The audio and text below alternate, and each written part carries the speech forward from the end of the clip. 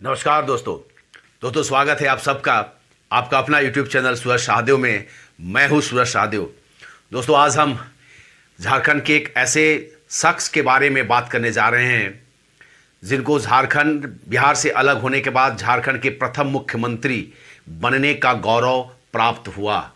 और आज उन शख्स के बारे में चर्चा करने का कारण यह है कि आज उस शख्स ने एक प्राइवेट हॉस्पिटल में जाकर कोरोना वैक्सीन का टीका लेकर के उसका शुल्क अदा किया और एक संदेश देने का काम किया कि जो व्यक्ति समर्थ हैं, यानी कि जो शुल्क अदा करके कोरोना वैक्सीन लेने में सक्षम हैं, समर्थ हैं, वैसे व्यक्तियों को कोरोना का वैक्सीन पैसा देकर या शुल्क अदा करके ही लेना चाहिए, ताकि बाकी जो लोग गरीब तबके के आते हैं जो सक्षम नहीं हैं, उन लोगों को इन्हीं पैसों से मुफ्त में कोरोना वैक्सीन दिया जा सके। जी हाँ दोस्तों, वो और कोई नहीं, वह है झारखंड के प्रथम मुख्यमंत्री बाबूलाल मरांडी जी। आज हम उसी के बारे में चर्चा करने वाला। दोस्तों चर्चा करने से पहले दोस्तों एक छोटी सी रिक्वेस्ट होगी, अगर आप इस चैनल में नए हैं तो इस चैनल को जरूर सब्सक्राइब कर लें। और अगर आप लगातार अपना प्यार अपनापन मुझे इस चैनल को दे करके दे रहे हैं तो आपसे रिक्वेस्ट होगी, अगर वीडियो अच्छा लगे तो इस वीडियो को ज़रूर दोस्तों के साथ शेयर करें और लाइक करें। दोस्तों बाबूलाल मरांडी जी एक आदिवासी परिवार के व्यक्ति हैं। उनका जन्म 11 जनवरी 1958 को गिरिडीह जिले के तीसरी प्रखंड के कोदाई बांक नाम के गांव में हुआ था। अब एक किसान परिवार के सदस्य हैं और काफ़ी गरीब थे। अपने परिवार, अपने भाई बहनों के साथ मिलकर के, माता पिता के साथ मिलकर के वो खेती बाड़ी में अपने बाबूजी का, अपने माँ बाप का हाथ बटाया करते थे। और उसी से जो कुछ उनको आमदनी होती थी साल भर की या साल भर की नहीं भी होती थी, उसी से उनका गुजारा चलता था। ऐसा कहा जाता है या खुद वो कहते हैं कि उन्होंने कई दिन तक, बड़े बचपन में कई दिनों तक उनके परिवार के सदस्यों को भोजन भी नसीब नहीं होता था। वो कभी कभी जो मकई होता था, मक्का जो हम लोग कहते हैं, मकई के हम ऊपर वाला हिस्सा को मकई को खाते हैं, लेकिन उसके डंठल को भी वे लोग कभी कभी बॉयल करके खाते थे। इतनी गरीबी उनके पास होती थी। उसके पास उन्होंने वहाँ पर अपने गांव में ही अपनी स्कूल की पढ़ाई पूरी करते हैं, इंटरमीडिएट करते हैं। उसके बाद वो आरएसएस से, कॉलेज के समय में वो आरएसएस से जुड़ जाते हैं और फिर वो आरएसएस के साथ काम करने लगते हैं। और फिर स्कूल में एक टीचर का भी उनकी नौकरी, प्राथमिक विद्यालय में वो एक शिक्षक के भी कार्य करते हैं। लेकिन एक अधिकारी के साथ किसी चीज़ को लेकर के उनके साथ अनबन हो जाती है, यानी कि वो विरोध करते हैं कोई गलत चीज़ का, सिस्टम का। तो उस अधिकारी से उनका बहस हो जाती है, तो वो उसी वक्त रिज़ाइन दे देते हैं और पूरी तरीके से आरएसएस के साथ मिलकर काम करने लगते हैं। आरएसएस उन्हें विश्व हिंदू परिषद में उन्हें संगठन सचिव बनाया जाता है और उन्हें 1983 में उनको दुमका भेज दिया जाता है, जहां वो भाजपा या कहें आरएसएस या विश्व हिंदू परिषद के लिए वहां पर वो काम करने लगते हैं। और धीरे धीरे भाजपा को जो आज हम देखते हैं, जो वर्तमान झारखंड है, इस झारखंड में अगर भाजपा को किसी को फैलाने की, लाने की अगर श्रेय दिया जाना चाहिए तो अगर 2-3 नेताओं में से एक बाबूलाल मरांडी जी का भी नाम आता है। इन्होंने अथक प्रयास किया है, काफ़ी मेहनत किया था भाजपा को यहाँ ज़मीन दिलाने में, भाजपा का ग्रास रूट में कार्यकर्ता पैदा करने में। दोस्तों आज वही भाजपा है कि आज एक बरगद का पेड़ बन चुकी है झारखंड में। दोस्तों तो हम बात कर रहे थे दोस्तों बाबूलाल मरांडी जी की। तो 1983 में ये दुमका क्षेत्र में आरएसएस के लिए काम करने चले जाते हैं और उसी दौरान इनकी 1989 में 89 में इनकी विवाह होता है शांति देवी के साथ। फिर यह 1991 में भाजपा इन्हें लोकसभा सीट से चुनाव लड़ाती है दुमका से, जहां ये शिबू सोरेन से हार जाते हैं। उसके बाद फिर 1996 में फिर से इनको दुमका विधान लोकसभा क्षेत्र से इनको शिबू सोरेन के खिलाफ उतारा जाता है। उस चुनाव में भी इनकी हार होती है।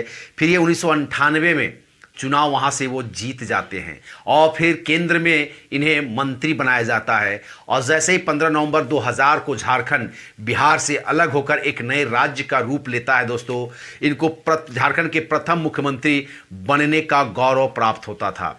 जब झारखंड का ये मुख्यमंत्री बने थे उस वक्त झारखंड के पास कुछ नहीं था। विकास के नाम पर चारों ओर कुछ नहीं, सिर्फ सुनसान जगह थी। ना सड़कें अच्छी थी, ना कॉलेज थे, ना स्कूल थे, कुछ नहीं। ना पीने के पानी लोगों के पास था, ना बिजली का कुछ अच्छे था।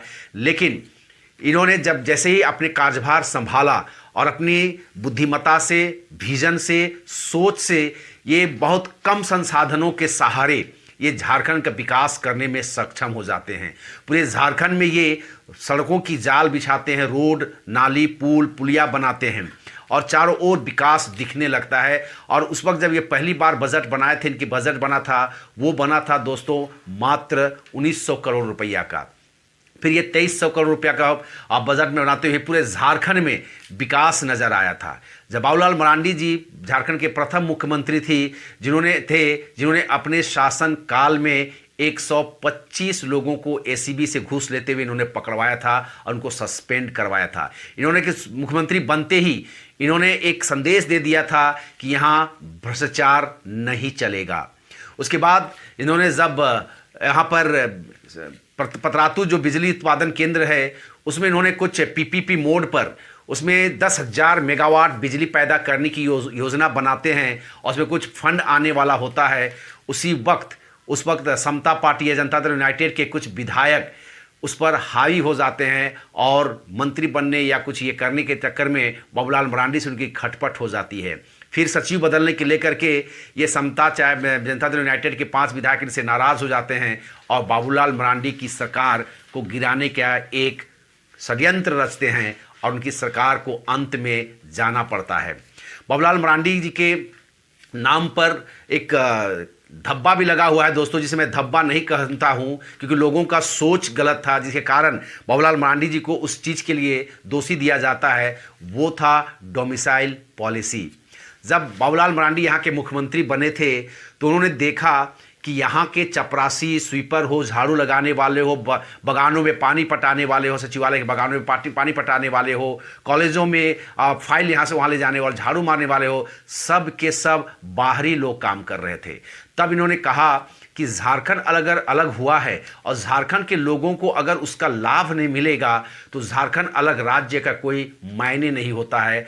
तब उन्होंने क्या किया कि बिहार सरकार का तत्कालीन बिहार सरकार जो 1982 में एक डोमिसाइल पॉलिसी बनी थी, उसी डोमिसाइल पॉलिसी को हूबहू उन्होंने झारखंड में लागू करने की कोशिश की गई।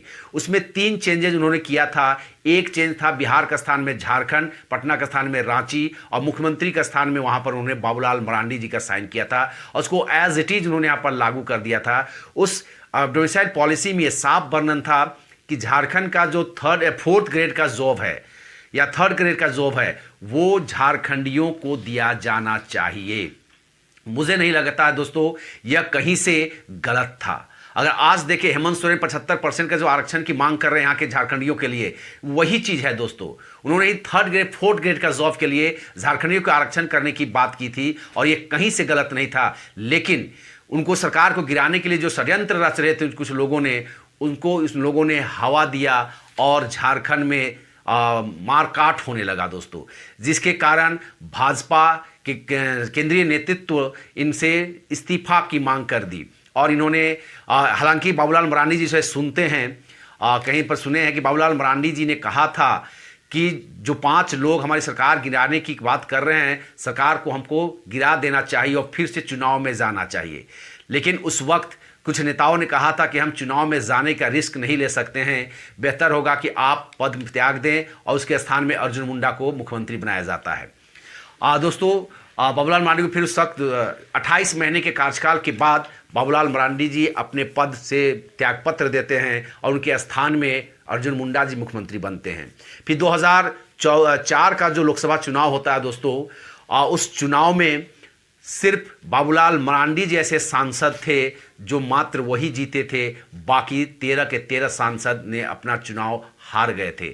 इससे पहले जब बाबूलाल मरांडी जी को वनांचल का अध्यक्ष बनाया गया था, झारखंड का अध्यक्ष बनाया गया था, उस वक्त उन्होंने अपने नेतृत्व में 14 में से 12 सांसद को जिताने का काम किया था और उसके ठीक बाद 1998 में जिताने का काम किया था। उसके ठीक 2004 में जब चुनाव होता है दोस्तों, उसमें भाजपा 12 में से सिर्फ 1 सांसद का चुनाव जीत पाती है और वो सिर्फ बाबूलाल मरांडी जी जीतते हैं दोस्तों।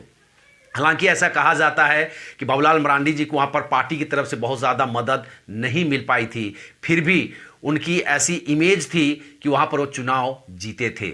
उसके बाद वो 2006 में बाबूलाल मरांडी जी भाजपा के प्राथमिक सदस्यता से इस्तीफा देते हैं, अपने सांसद के सदस्यता से भी इस्तीफा देते हैं और पुनः वे फिर से चुनाव में निर्दलीय रूप में जाते हैं और फिर वो भारी मार्जिन के साथ चुनाव जीत कर आते हैं और उसके बाद वो अपने राजनीतिक दल का गठन करते हैं, आपके झारखंड विकास मोर्चा के नाम पर 2006 में गठन करते हैं। और पहले ही चुनाव जब 2009 में वो विधानसभा का चुनाव लड़ते हैं तो वो अपने नेतृत्व में अपने पार्टी जेवीएम 11 विधायक जीतने में सफल होता है दोस्तों। उसके बाद 2014 के चुनाव में फिर वो 8 विधायक जीतते हैं उनके, लेकिन जब जब बाबूलाल मरांडी मजबूत होने की दिशा में आगे बढ़ते थे, इनके विधायक टूट करके दूसरे दलों में शामिल हो जाते थे। उसके बाद 2019 का चुनाव होता है तो 2019 के चुनाव में भी बाबूलाल मरांडी जी 3 विधायक जीतकर अपने दल से आते हैं। उसके बाद फिर इस दल से चुनकर आते हैं तो इनके 2 विधायक जो बचते हैं, बाबूलाल मरांडी छोड़कर जो और 2 विधायक थे, उन लोगों का कहना था कि अब पार्टी को चलाना मुश्किल है, हमें इस पार्टी को किसी अन्य दल में मर्ज कर देना चाहिए। तो उन लोगों से पूछा गया कि भाई किस पार्टी में मर्ज किया जाए, तो शायद उन लोगों का कहना था कि बेहतर होगा सर कि हम लाइक माइंडेड पार्टी जो हमारा कांग्रेस है, हमारा जो पार्टी का विलय होना चाहिए कांग्रेस में होना चाहिए। बाबूलाल मरांडी जी यहाँ पर विलय करने से नकार देते हैं, इनकार कर देते हैं और उन्होंने कहा कि अगर पार्टी को किसी दूसरे दल में विलय करना ही है जी तो मैं तो भाजपा में ही जाना पसंद करूंगा। हालांकि भाजपा के जो केंद्रीय नेतृत्व, जब मोदी जी प्रधानमंत्री बने थे, अमित शाह अध्यक्ष बने थे, 2014 से लगातार बाबूलाल मरांडी जी को भाजपा पे शामिल करने की कवायद चल रही थी, लेकिन बाबूलाल मरांडी जी टस से मस नहीं हो रहे थे, वो जिद्दी किस्म के थे। उन्होंने खुद कहा था, जब भाजपा में ज्वाइन कर रहे थे तो उन्होंने कहा था कि मुझे भाजपा में लाने के लिए बहुत कोशिश की गई थी। अमित शाह जी ने इस भी कहा था कि मैं 2014 से ही बाबूलाल मरांडी जी को भाजपा में लाने के लिए कोशिश कर रहा था, लेकिन ये जिद्दी व्यक्ति थे, कभी माने नहीं। लेकिन बहुत खुशी की बात है कि अंत में वो आज अपने घर में वापस हुए और ऐसे आदिवासी नेता को पाकर के, ऐसे विकास पुरुष को पाकर के भाजपा फिर से एक बार झारखंड में मजबूत स्थिति में होगा। और फिर आज वो जब भाजपा में शामिल हो गए तो भाजपा ने उन्हें विधायक दल का नेता बनाया है। लेकिन अभी जो सरकार यहाँ पर चल रही है, झारखंड में सरकार जो चल रही है महागठबंधन की हेमंत जी के नेतृत्व में चल रही है, कांग्रेस, झारखंड मुक्ति मोर्चा और आरजेडी के साथ मिलकर के, इस सरकार ने बाबूलाल मरांडी जी को विधायक दल या विपक्ष के नेता के रूप में मान्यता देने से बच रही है या उन्हें लटका के रखी हुई है। अब इसमें क्या राजनीति है समझ में नहीं आता है। हालांकि अगर हम इसमें कानून की बात करें तो बाबूलाल मरांडी जी जब भाजपा में अपने दल का विलय किए थे तो पूरी तरीके से जो चुनाव आयोग या जो नीति है, जो संविधान जो कहता है, किसी भी राजनीतिक दल का जो संविधान कहता है या चुनाव आयोग का जो गाइडलाइंस है, उन सारे गाइडलाइंस का पालन करते हुए बाबूलाल मरांडी जी ने अपने दल का विलय भाजपा में किया था और चुनाव आयोग ने उस विलय को मान्यता दी थी और इनको भाजपा का सदस्य भी करार दिया था। लेकिन झारखंड मुक्ति मोर्चा के विधायक जो हैं, जब इस विधानसभा अध्यक्ष हैं रविंद्रनाथ महतो जी ने इन्हें मान्यता देने से इनकार कर दिया। हालांकि इनका जो केस चल रहा था, सो मोटर केस उन्होंने कर दिया था, उसे हाईकोर्ट ने खारिज कर दिया था। फिर एक चाल के तहत कुछ विधायकों ने बाबूलाल मरांडी जी पर केस करते हैं और आज वो केस रविंद्रनाथ महतो जी के अदालत में चल रही है। विधानसभा अध्यक्ष हैं रविंद्रनाथ महतो जी, उनकी अदालत में इस पर सुनवाई हो रही है। हालांकि बाबूलाल मरांडी जी ने कई बार कहा है कि अगर झारखंड मुक्ति मोर्चा मुझे विपक्ष का नेता नहीं बना सकती है या नहीं देना चाहती है तो झारखंड मुक्ति मोर्चा के ही किसी नेता को विपक्ष का नेता बना दे, लेकिन बना दे, क्योंकि अगर विपक्ष का नेता नहीं होगा तो ये संवैधानिक रूप से सरकार पूर्ण नहीं होती है। विपक्ष का नेता का बहुत ज़रूरी होता है, कई मामलों में उनकी सहमति लेनी होती है, उनकी सिग्नेचर लेना होता है, जिसके कारण यह सरकार पूरी तरीके से अपूर्ण है, पूर्ण नहीं कहा जा सकता है बिना विपक्ष के नेता के। दोस्तों आज हम ये सब बात कर रहे हैं बाबूलाल मरांडी जी के, क्योंकि आज उन्होंने मेदांता मेडिका प्राइवेट हॉस्पिटल में जा कर के कोरोना का वैक्सीन लिया और शुल्क अदा किया। और इस मौके पर उन्होंने कहा कि हर सक्षम व्यक्ति को जो सक्षम है कोरोना का शुल्क देने में, उन लोगों को शुल्क अदा करके ही कोरोना का वैक्सीन लेना चाहिए, ताकि हमारे द्वारा जो पैसा दिया जाएगा उस पैसा से कहीं ना कहीं गरीब लोगों को वैक्सीन देने में केंद्र सरकार को या राज्य सरकार को मदद मिलेगी। एक बहुत ही अच्छी सोच है दोस्तों, यह हर नेता को ऐसी सोच का होना चाहिए। अगर हम बात करें बाबूलाल मरांडी जी से, एक और बात करें कि बाबूलाल मरांडी जी अन्य नेताओं से क्या फ़र्क, इनके चरित्र में फ़र्क है, कैरेक्टर में फ़र्क है, सोच में फ़र्क है, तो निसंदेह दोस्तों बाबूलाल मरांडी जी को झारखंड में गांधी जी की उपाधि दी जाती है। कहा जाता है कि बाबूलाल मरांडी एक व्यक्ति नहीं बल्कि एक सोच है। मुझे बाबूलाल मरांडी जी के साथ काम करने का लगभग 15-16 सालों का अनुभव है और मैं अपने अनुभव के आधार पर कह सकता हूं कि बाबूलाल मरांडी जैसा नेता झारखंड में अभी कोई दूसरा नहीं है दोस्तों। ये इतने सरल सिंपल हैं कि कहने ही क्या है। ये अपने कार्यकर्ताओं से घंटों बैठ के बातें करते, विचार विमर्श करते हैं, उनको ट्रेनिंग भी देते हैं, उनको सब बातें बताते, राजनीतिक सिखाते हैं।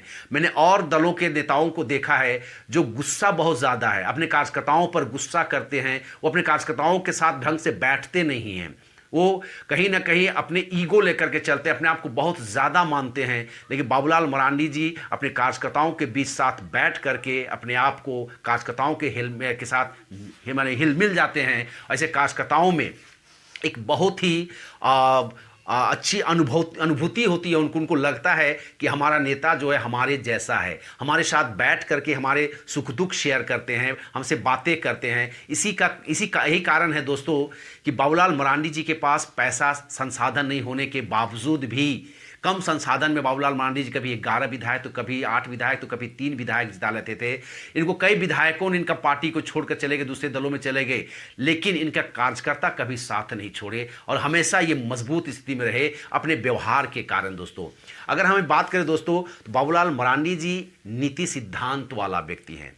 मैंने कई बार सुना है इनको लोगों ने कहा था कि सर कुछ तो अपने नीति सिद्धांत में बदलाव कीजिए, कुछ तो सत्ता में पाने के लिए थोड़ा सा तिकड़म आजमाइए। इनका साफ कहना है कि सिद्धांत के साथ समझौता नहीं। अगर सिद्धांत को हम बेच दिए या छोड़ दिए, उसके बावजूद अगर हम सत्ता प्राप्त नहीं कर पाए तो क्या होगा। यानी कि कहने के मतलब है कि सत्ता अंतिम लक्ष्य नहीं है दोस्तों, उनका लक्ष्य है लोगों का सेवा करना और वो अपने इस लक्ष्य में प्राप्ति के लिए वो लगातार गांव-गांव, पंचायत लोगों के साथ घूमते हैं। वो बाबूलाल मरांडी जी पहला ऐसा शख्स हैं जो झारखंड के कोने कोने में घुसे हैं, झारखंड के प्रत्येक गांव पंचायत में घूमे हैं। शिबू सोरेन के बाद, शिबू सोरेन इनसे पीछे छूट जाते हैं। शिबू सोरेन भी बहुत घूमते थे लेकिन शिबू सोरेन आज पीछे छूट जाते हैं। उनको बाबूलाल मरांडी जी उनके कहीं आगे निकल चुके हैं लोगों से मिलने, घूमने और लोगों के दुख दर्द को समझने में। दोस्तों बाबूलाल मरांडी जी इतने सरल है दोस्तों कि आज तक बाबूलाल मरांडी जी अपने नेता या कार्यकर्ताओं की तो बात ही छोड़ दीजिए, अपने यहाँ काम करने वाले नौकरों के साथ भी कभी वह ऊंची आवाज़ में बात नहीं करते हैं। उनको हमेशा प्यार से ही बताते हैं, समझाते हैं, कभी उन पर अपना गुस्सा जाहिर नहीं करते हैं, नाराज़ नहीं होते हैं। दूसरी बात, कभी वो हतोत्साहित नहीं होते हैं। जब उनके 11 विधायक, उसके बाद जब 8 विधायक जीत कर आए थे, उनमें से 6 विधायक टूट गए थे। बाबूलाल मरांडी जी को ऐसा लगा, लोगों को ऐसा लगा कि अब झारखंड विकास मोर्चा समाप्त है। लोग तरह तरह के आकर उनको सलाह देते थे, लेकिन बाबूलाल मरांडी जी तनिक भी दिग्भ्रमित नहीं हुए, तनिक भी डिमोरलाइज नहीं हुए। उन्होंने कहा ऐसा चलता है जी, ये फिर से हम खड़ा कर लेंगे दल को। और उसके बाद 5 दिन के बाद ही वो फिर से घूमने का कार्यक्रम लगाते हैं, करते हैं और राज्य में फिर घूमने की कोशिश करते हैं और देखते ही देखते फिर से झारखंड विकास मोर्चा को खड़ा कर देते हैं। तो दोस्तों बाबूलाल मरांडी जी ऐसे शख्स है। एक बार और एक घटने की जिक्र करना चाहूँगा दोस्तों। उनका बेटा जो अनूप मरांडी जी 2007 में 27 अक्टूबर 2007 को उग्रवादियों के एक फुटबॉल मैदान में जब कार्यक्रम था, उस फुटबॉल मैदान के कार्यक्रम में उग्रवादियों ने उनको गोली मार के उनकी हत्या कर दी थी। बाबूलाल मरांडी, उनके भाई, उनके पूरा परिवार उग्रवादियों के हिट लिस्ट में थे, क्योंकि उग्रवादियों को यहाँ से समाप्त करने के लिए वो अक्सर कदम उठाते थे और पूरे पारामिलिट्री फोर्स भर दिए थे। और उसी समय में उग्रवादियों की कदम भी कुछ यहाँ से उखड़ गए थे, लेकिन उसके बाद के सरकारों ने उसको उखाड़ने का उतना कोशिश नहीं कर पाया जितना बाबूलाल मरांडी जी करते थे। इसलिए उग्रवादी हमेशा बाबूलाल मरांडी जी को हिट लिस्ट में रखते हैं, आज भी उनको हिट लिस्ट में रखते हैं। और उसी का नतीजा था कि उनका बेटा, जो बड़ा बेटा था अनूप मरांडी, उसको एक फुटबॉल में खेल के दौरान उसकी उन लोगों ने हत्या कर देते हैं। और उसी के साथ अन्य कई लोगों की भी हत्या कर दी जाती है। जब बाबूलाल मरांडी जी उसे देखने जाते हैं तो अपने बेटे की लाश को नहीं देखते हैं, सबसे पहले जो और अन्य लोग जो वहाँ मरे पड़े हुए थे उनको वो देखते हैं। वो बैठ कर सबसे पहले उन लोगों को पोस्टमार्टम के लिए या उनको घर तक उन डेड बॉडी को पहुंचाने का इंतजाम करवाते हैं, फिर अंत में अपने बेटी की लाश को देखते हैं और उसको घर ले जाने की करते हैं। दोस्तों, तो बाबूलाल मरांडी जी ऐसे शख्स हैं जो अपने लिए कभी राजनीति नहीं किए हैं, जो अपने लिए कभी नहीं सोचते हैं। जब भी वो सोचते हैं तो राज्य की जनता के लिए, राज्य की 3.25 करोड़ जनता के सुख दुख को मिटाने का उनका कहना है कि हम राजनीति में तभी सफल हो पाएंगे, तभी अपने आप को सफल मानेंगे जब अंतिम व्यक्ति पर बैठा हुआ व्यक्ति का जब हम आंखों से आंसू को पोंछ पाएंगे, जब विकास का जो किरण है वो विकास के जो गांव में बैठा हुआ अंतिम व्यक्ति तक उसका किरण पहुंचे, तभी हम कह सकते हैं कि झारखंड में विकास हुआ है और सचमुच झारखंड डेवलप हो रहा है। तो दोस्तों, यही था बाबूलाल मरांडी जी के बारे में कुछ बहुत जानकारी। आज जब उन्होंने कोरोना वैक्सीन लिया तो मुझे लगा कि आज उसके बारे में मैं आप लोगों के साथ चर्चा करूं, अपना अनुभव को मैं शेयर करूं।